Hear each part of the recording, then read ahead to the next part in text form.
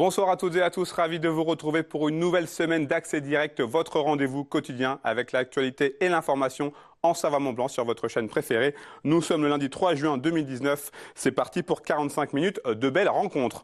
Au programme ce soir, nous parlerons d'une pièce de théâtre à caractère social et éducatif. Je recevrai David Gauthier, illustrateur et conteur pour enfants. Et enfin, pour notre partie sport, nous découvrirons le roller derby. Mais avant toutes ces réjouissances, j'ai le plaisir d'accueillir Clémence de retour pour ce journal du 3 juin 2019. Tu avances dans le temps. J'avance un petit peu. Alors pour ce journal, on parlera notamment des urgences de l'hôpital d'Annecy qui sont en grève. Et oui, puisque de nombreux salariés de centres hospitaliers de France dénoncent donc des conditions de travail de plus en plus dégradées. C'est évidemment le cas au centre hospitalier d'Annecy-Genevois qui entame une 3e semaine de grève ce lundi. Les explications dans le journal. Et puis des vols insolites. C'est une série de vols en réunion qui a inquiété les mairies de France et de Haute-Savoie.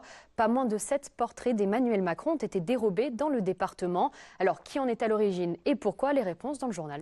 Allez, Clémence, on enchaîne avec notre revue de presse quotidienne. On commence avec une cagnotte. Oui, alors Alain Bertoncello, originaire de Montagny-les-Lanches en Haute-Savoie, et Cédric Pierrepont sont décédés le 9 mai dernier au Burkina Faso dans une opération de libération d'otages. On en avait parlé sur le plateau du 8 Mont-Blanc.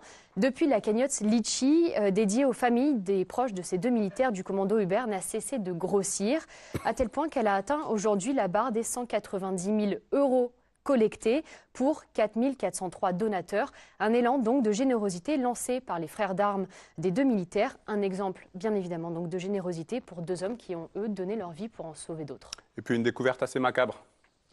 Une découverte assez macabre et en même temps presque heureusement qu'elle est là, cette découverte.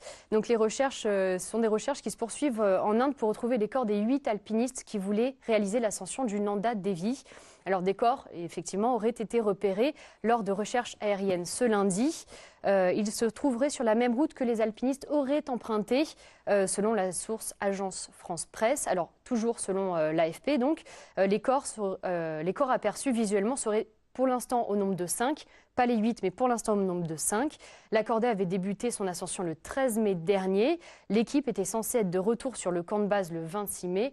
Aucun n'est donc redescendu. Les chances pour qu'ils aient survécu sont très très faibles à cette altitude, environ 4 600 à 5 500 mètres.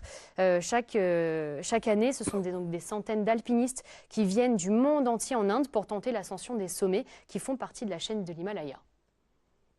Tout simplement. Voilà, je tenais quand même à le dire parce que c'est effectivement très important aussi de pouvoir parfois retrouver les corps, ce qui n'est pas toujours possible. Effectivement. Pour ta revue de presse, Seb, toi, on parle de Laurent Wauquiez. Oui, effectivement, Laurent Wauquiez qui a donc démissionné ce dimanche, qui a annoncé sa démission ce dimanche de son poste de président du Parti Les Républicains. Cette démission n'a évidemment pas manqué de faire réagir ici en territoire Savoie-Mont-Blanc avec nos politiques locaux.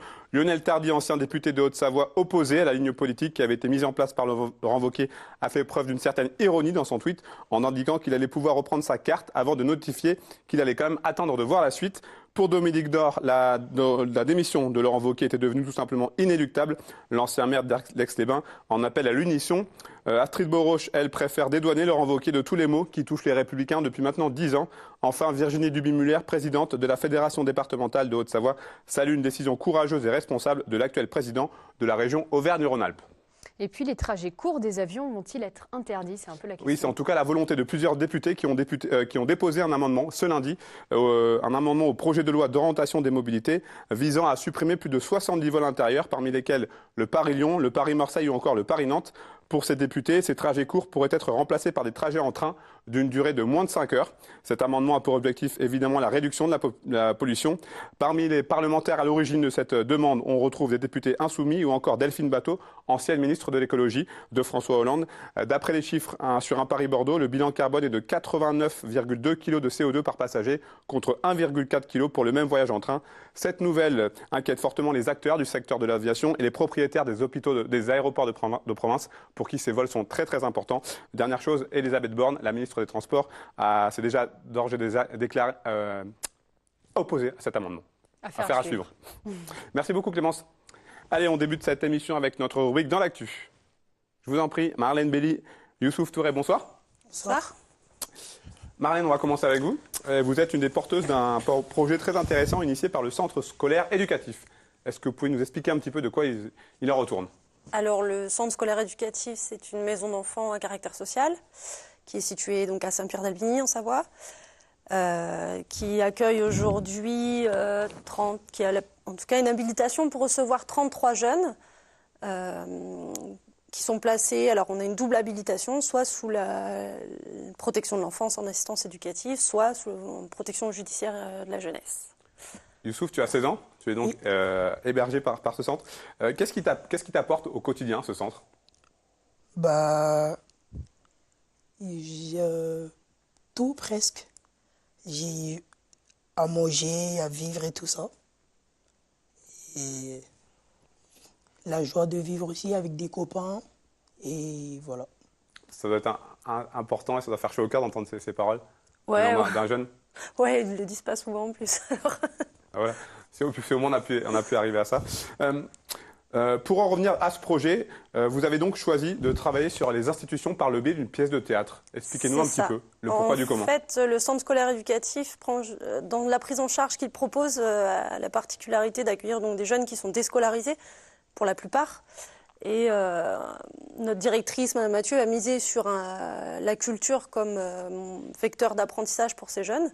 Donc ça fait 10 ans maintenant que le centre scolaire éducatif met en place un gros projet culturel avec lequel par le biais duquel on est en contact avec des artistes de la région et qui nous accompagnent dans la création du projet culturel. Effectivement, cette année, on a misé sur une pièce de théâtre. Donc on travaille avec une compagnie de théâtre qui s'appelle Moteurs Multiples et qui nous accompagne dans cette création. Donc l'idée de ce projet-là est partie du partenariat qu'on avait avec la maison de retraite de Saint-Pierre-d'Albigny et de ce point commun qu'il y avait entre les jeunes qu'on accueillait et les résidents de la maison de retraite qui étaient souvent les contraintes de la vie en institution. Donc on a mis les jeunes acteurs du projet dans le sens où ils ont pu se déplacer, aller rencontrer d'autres professionnels d'institution, une juge pour enfants, le conseil départemental, leur poser des questions sur ce qu'était pour eux la vie en institution. Et tout ce qu'on a récolté en termes de témoignages permet aujourd'hui de créer le décor sonore en fait, de la pièce de théâtre. Alors c'est un travail qui s'inscrit sur la durée? Sur l'année. Sur l'année? Sur un an, ouais. Youssouf, le théâtre, c'est quelque chose que tu connaissais avant ce projet? Non, avant, non, je n'ai jamais fait de théâtre, mais là, pour l'instant, ça me plaît ce que je fais et on a mis beaucoup de choses en place. Par exemple, on a beaucoup travaillé avec les gens, Lisa, et qui nous permet d'avancer dans le théâtre et j'aime bien, ouais. Qu'est-ce qui te plaît justement dans le théâtre? Qu'est-ce que tu ressens quand tu es sur scène comme ça, quand tu dois te mettre dans la peau de quelqu'un d'autre? Bah, je ressens beaucoup de choses. Par exemple, je représente un juge, je représente quelqu'un qui passe en prison, je représente beaucoup de choses. Chef d'entreprise. Et chef d'entreprise aussi. Et je trouve que c'est intéressant et j'avais jamais fait de théâtre dans ma vie. Maintenant, je prends du plaisir à le faire. Les institutions, c'est quelque chose qui leur parle à ces jeunes? Je sais, Ou ça reste peut-être une plus notion un petit peu maintenant. abstraite? Peut-être plus maintenant. Maintenant qu'on a fait un petit peu le tour des institutions, je pense qu'avant, pas forcément. C'était leur lieu de vie, c'était l'endroit où ils se retrouvaient, c'est l'endroit aussi où ils se permettent un petit peu tout. En tout cas, ils sont protégés, c'est un milieu protégé. Et l'idée, c'était vraiment de les ouvrir sur l'extérieur et puis de leur permettre de gagner en confiance et l'estime d'eux, parce que l'image aujourd'hui des enfants de foyer n'est pas toujours, top. Donc c'était aussi de montrer que eux soient convaincus qu'ils sont capables de faire plein de belles choses. Donc ça a certainement modifié, en tout cas, leur vision de l'institution. Et puis, j'espère. Pour vous, les jeunes que tu représentes ce soir, qu'est-ce que ça représente de pouvoir t'exprimer comme ça à travers une pièce de théâtre? Bah, ça représente beaucoup de choses. Par exemple, moi, j'ai été viré de plein de collèges.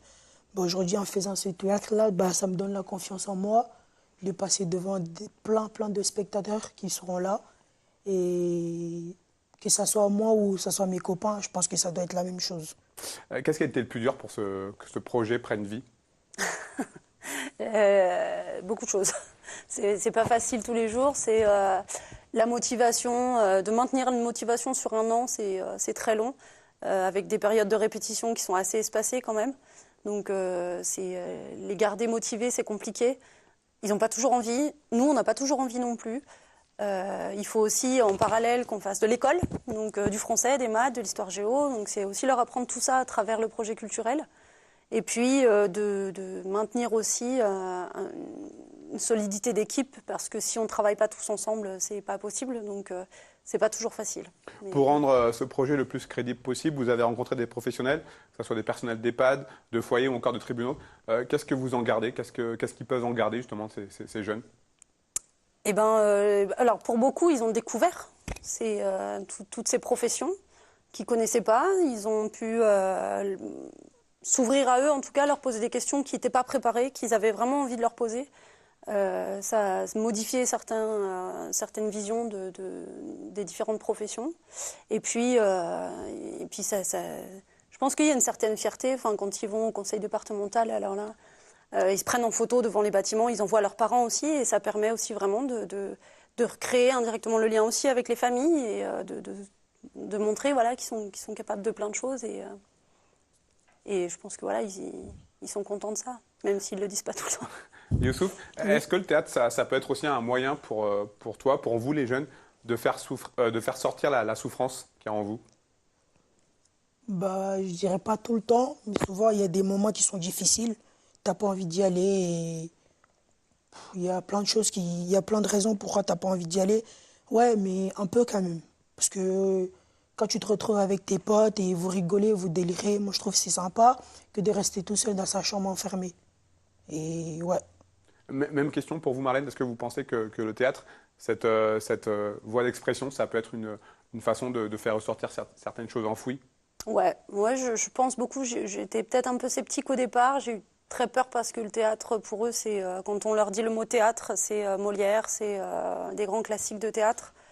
Il a fallu qu'ils découvrent vraiment ce qu'on souhaitait créer pour qu'ils se rendent compte. Et du coup, ils se sont permis effectivement d'extérioriser plusieurs choses. On a un jeune qui a pu vraiment même se fâcher devant la juge parce que ça faisait écho à sa situation à lui et que c'était pas facile. Mais et aujourd'hui, il est content d'avoir pu parler avec son juge et d'avoir pu avoir des réponses à des questions qu'il avait depuis longtemps et des réponses qu'il attendait depuis longtemps. Donc, ouais, ça leur apporte beaucoup. Cette pièce de théâtre, elle va être représentée 3 fois, donc jeudi prochain au Dôme Théâtre d'Albertville, qui sont nos partenaires porteurs de projet. Mardi 11 juin au Cinéma Le Flore à Saint-Pierre-d'Albigny. Et le jeudi 13 juin au Centre artistique départemental à Montmélian. Voilà. Qu'est-ce que ça représente justement, Youssouf, pour toi de dire bah, voilà, qu'il va falloir jouer au théâtre, faire cette représentation devant un vrai public? Après, il y a un petit peu de pression? Ouais, j'ai un peu la pression parce que je ne l'ai jamais fait dans ma vie. Mais ça va bien se passer? Ouais, je pense. Ouais, mais... ouais, ils sont très bons. Ouais, ça va bien se passer, je pense, parce qu'on a donné tout avec les copains, même si c'était pas facile. On a essayé de bien bosser là-dessus. Je pense que ça va donner un bon truc. Ben, en tout cas, c'est tout le mal qu'on te souhaite à toi et tes camarades. Merci beaucoup à vous deux. Ouais. Merci. Bravo pour Merci, ce que vous faites. Merci. Allez, on reste dans la culture avec mon invité. Par là, c'est plus simple par là. On reste dans la culture avec mon invité suivant, David Gauthier. Bonjour. Bonjour. Alors, vous êtes illustrateur, conteur. Les téléspectateurs assidus de 8 Mont-Blanc vous connaissent parce qu'il y a environ 2 ans, vous avez été interviewé par un de nos confrères qui était venu chez vous pour faire un reportage. Alors, vous êtes axé votre travail sur les jeunes, plutôt les enfants, entre 2 et 8-9 ans. Pourquoi ce choix? C'est un public qui est le plus facile à séduire?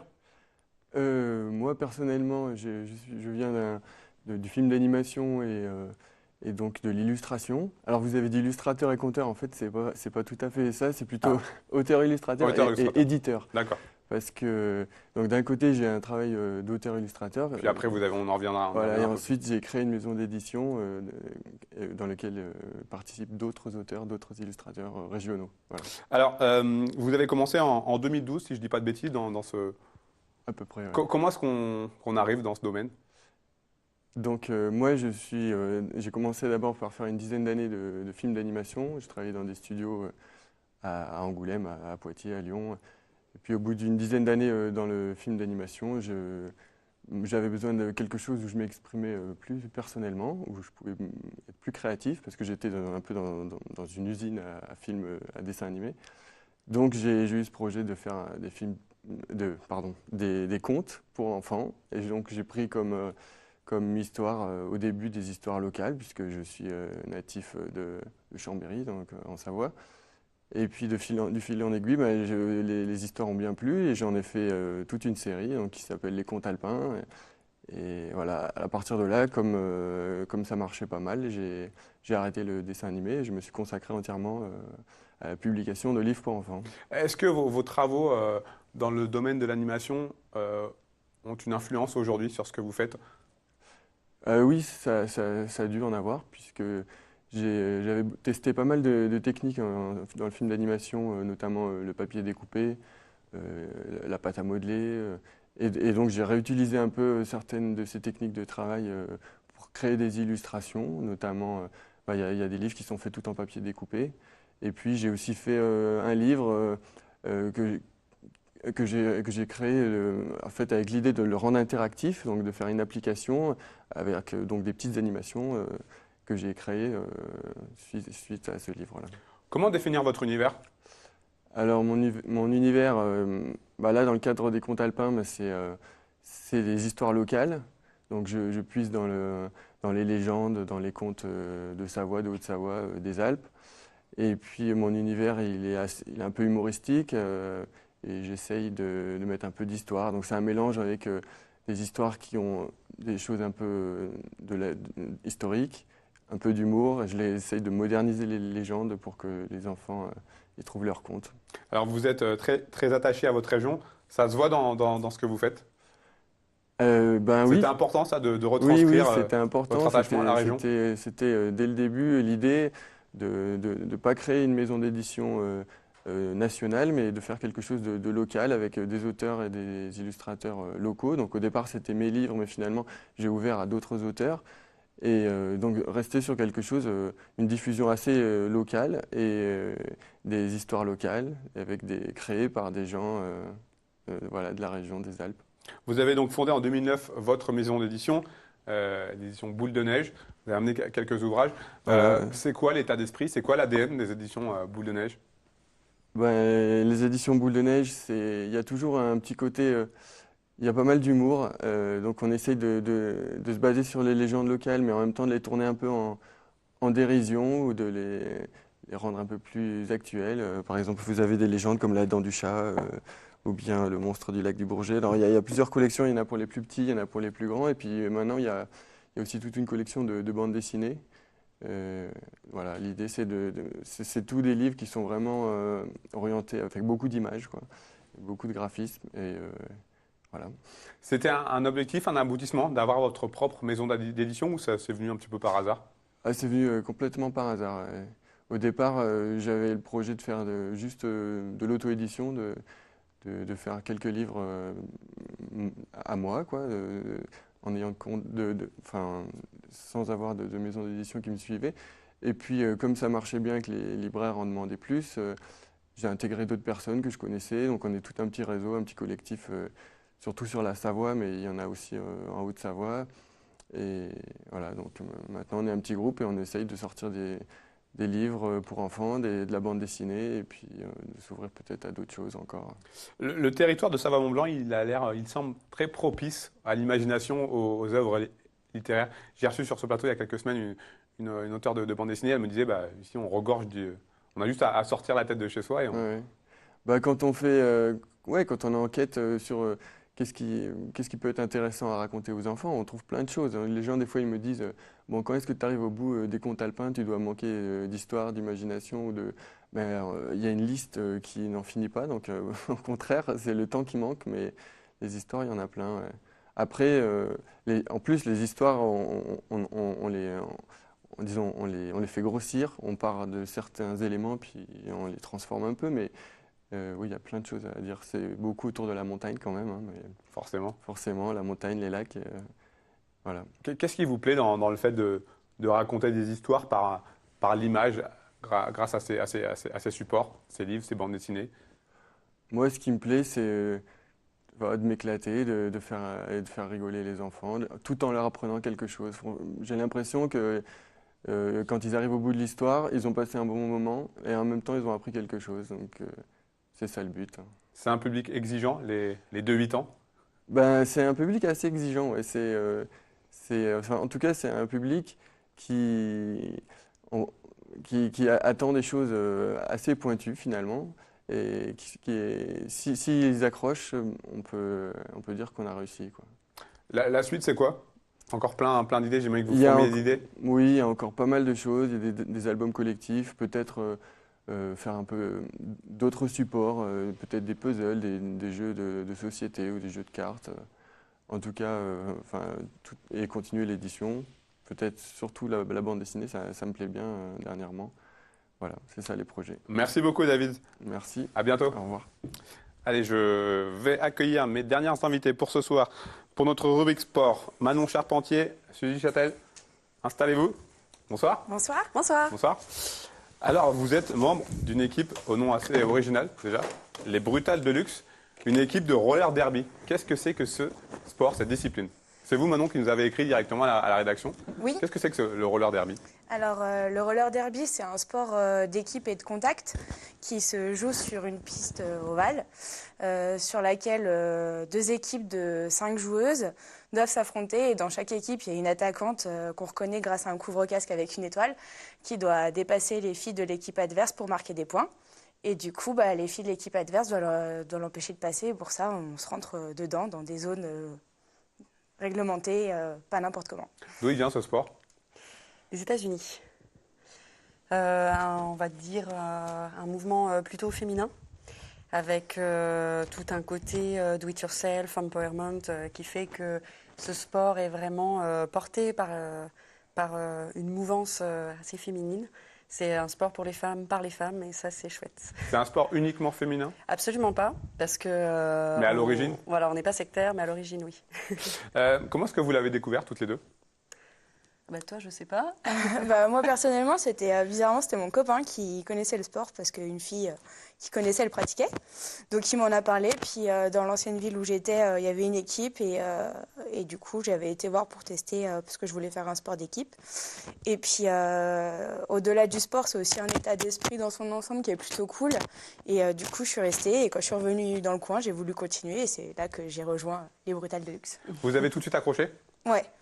J'ai bien accroché. Le sport en lui-même aussi, ce qui est tout à côté, c'est un sport de contact, mais après, avec l'équipe adverse, dès que le match est fini, on va prendre les joueuses adverses dans les bras, on va se faire un câlin, on fait souvent une photo de fin de match groupée, où on se mélange. Et il y a du contact, mais c'est aussi un bon esprit. Même question pour vous, Suzy. La découverte de ce sport, comment est-ce que vous êtes arrivée? Alors en fait, je travaillais sur la ville de Sénaux. Je ne savais pas qu'il y avait une équipe de roller derby. Et quand j'ai quitté mon emploi à la ville de Sénaux, j'ai trouvé via Facebook, en fait, par les publicités et la viralité qu'on connaît, une publicité pour une rencontre au bord du lac où elle disait recruter. Et je me suis renseignée sur le roller derby. J'ai toujours fait du roller, j'adore ça. On a en plus une région qui est magnifique pour pouvoir profiter de l'extérieur et des abords du lac et faire du roller. Et en fait, je me suis rendu compte que c'était un sport de contact, donc où on tapait. Donc un certain exutoire, mais en même temps, je suis quelqu'un de très organisé. Et le fait qu'il y ait des règles très strictes, qu'on soit obligé de passer une sorte de diplôme avant de pouvoir faire vraiment des matchs, on fait un diplôme théorique et pratique au niveau des règles et du niveau de patinage, m'a plu tout de suite parce que je me suis sentie encadrée en fait. Et ça, je trouve ça génial. Je ne me suis pas sentie lâchée dans un club où tu ne sais pas comment ça va se passer. Là, vraiment, tu as une ligne de conduite safe. Et ça, c'est chouette. Alors, on n'a pas précisé, c'est des rollers à l'ancienne. Hein. C'est des quads. Patins rues qu'on a connus. On vous en a amené, pour ceux qui ne se rappellent pas.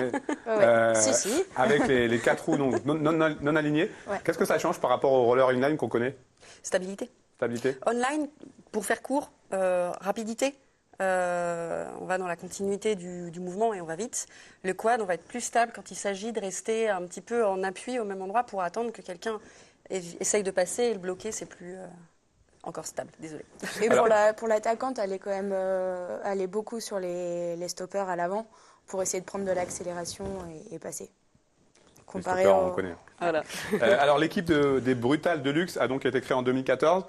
Vous faites aujourd'hui partie vous avez intégré la structure du club de roller inline, donc de hockey, le RIL. Plusieurs membres de votre équipe disputent le championnat de National 2 avec une entente avec une équipe de Chablais. Oui, C'est ça, les Bijou tenant, Chabet, ouais. pour participer, en tout cas toujours en lice, pour monter en N1. C'est Tout à ça. fait. Ouais, à l'heure actuelle, oui, parce que quand l'équipe a été créée, au début, il n'y avait pas de championnat. Et après, ils ont créé le championnat, mais à l'époque, l'équipe d'Annecy était trop nouvelle, donc pas assez de filles pouvaient faire le championnat. Ayant un niveau suffisant, en fait. Ouais. Voilà. Ouais. Et Thonon était dans la même situation, et du coup, elles ont fait une alliance. Et là, actuellement, ouais, pour la 2e année consécutive, elles vont au play-off pour essayer de monter en N1. Alors vous organisez le 15 juin prochain, dans un petit peu moins de 2 semaines, une double confrontation avec Clermont-Ferrand dans votre gymnase. L'objectif, ça va être quoi? En plus S'amuser. de la victoire, s'amuser, S'amuser. faire découvrir le sport, la discipline. Oui. Ouais, l'idée, c'est vraiment de faire une fête entre amis, d'inviter des équipes qui peut-être nous ont invités pour faire un match retour ou simplement se rencontrer et puis jouer, quoi. Vous avez des projets de développement pour le sport ici, pour le club ici, en Haute-Savoie? Des projets, il y en a plein. Le problème, c'est le temps, l'argent, l'encadrement. Mais déjà, monter en N1 et puis peut-être monter une 2e équipe de N2, ce serait déjà, à mon avis, tout à fait réalisable. Et là, pour le coup, à faire une vraie équipe de N2 qu'avec l'équipe d'Annecy, si c'est possible. Un mot sur le nom des équipes. D'où ça vient, ces noms assez loufoques, Les Brutales de Luxe? sans aucune Notre nom ou les noms? connotation péjorative, mais c'est assez original. Oui, bon, c'est très américain, hein, ça va avec les grosses Oui. shows sportifs à On l'américaine est où, habitué, du coup, les équipes prenaient des On a les titres en fait, Raptors en plutôt basket. effrayants, Voilà. voilà, en fait, pour un peu Les comme Wolves. le AK aurait l'objectif d'effrayer en fait l'adversaire. Voilà, nous, Brutal de Luxe, ça a été un vote. Hein, je ne peux pas vous dire exactement d'où ça vient parce qu'on est assez novices, nous, dans l'équipe, mais C'était au début. voilà, ouais. il me semble qu'il y a eu pas mal d'idées lancées, les truites, Ouais, les ça- trucs du lac, les genres de trucs comme ça. Mais... Ça va avec l'esprit du sport, comme chaque Ouais. joueuse choisit aussi ce qu'on appelle un derby name. Donc souvent, ça peut être des jeux de mots et ça peut être des choses un peu rigolotes aussi. Dernière chose, j'ai reçu ce que vous m'avez envoyé. Les scores sont assez élevés. Le système de points, de marquage de points, ça se passe comment? En fait, quand la jammeuse dépasse on va appeler le pack de joueuses adverses, selon comment elle les dépasse, alors nous on dit de manière légale ou pas, mais en gros est-ce qu'elle les a bien dépassées ou mal, elle va marquer 1 point sur chaque bloqueuse. Donc comme c'est une équipe de 5, Manon l'a dit tout à l'heure, elle va donc marquer 4 points à chaque passage D'accord. si elle D'où marque les le scores maximum. très élevés qu'on peut avoir. Le terrain n'étant pas non plus très très grand, on fait quand même vite des tours et ça prend des proportions. Combien de temps de jeu? 2 fois 30 minutes. 30 minutes. Et les 30 minutes sont divisées en périodes de 2 minutes, qu'on appelle des jams. Et du coup, en 2 minutes de jeu, une attaquante peut faire bien 20 tours. Ouais, donc c'est bien intense. Quand ça se passe bien, elle peut faire bien 20 tours. Cardio. Merci beaucoup en tout cas, mesdemoiselles. Merci d'être à venues vous. sur le plateau, de nous avoir fait découvrir cette discipline. Merci à vous de nous avoir reçus. Bon courage pour la suite et puis on espère que vous arriverez à performer. Merci bien. Au revoir. Clémence est de retour pour le rappel des titres de ce journal du lundi 3 juin 2019. Décidément, j'ai du mal avec les dates aujourd'hui. Des hommes et des femmes en colère. Des hommes et des femmes en colère à l'hôpital, au centre hospitalier d'Annecy-Genevois. C'est donc leur 3e semaine de grève et on le verra dans le journal. Puis des portraits du président de la République qui disparaissent. Des portraits effectivement dans toute la France et en Haute-Savoie. 7 portraits d'Emmanuel Macron dans différentes mairies de Haute-Savoie ont été dérobés. Alors qui a fait ça? Pourquoi? On va voir ça dans le journal. Merci beaucoup Clémence, on se retrouve dans quelques minutes pour le journal de la rédaction. Ne quittez pas, à tout de suite.